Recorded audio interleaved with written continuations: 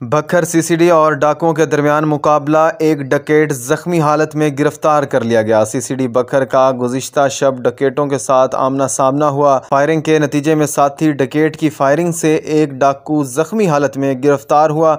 जख्मी डकैत की शनाख्त अतीकुर रहमान वल्द हफीज़ अहमद सकना दरिया खान से हुई, जबकि हमराही मुलजिम रात की तारीकी का फ़ायदा उठाते हुए फ़रार होने में कामयाब हो गया। जख्मी डकैत का क्रिमिनल रिकॉर्ड चेक करने पर मालूम हुआ जख्मी डकैत 16 संगीन वारदातों में मुलविस था, जिसमें डकैती, राहज़नी, मोटरसाइकिल चोरी, घरेलू चोरी और असला नजायज़ के मुकदमात में शामिल हैं। पुलिस ने इलाका की नाकाबंदी करके फ़रार डाकू की तलाश शुरू कर दी और जख्मी मुलजिम को अस्पताल मुंतकिल कर दिया।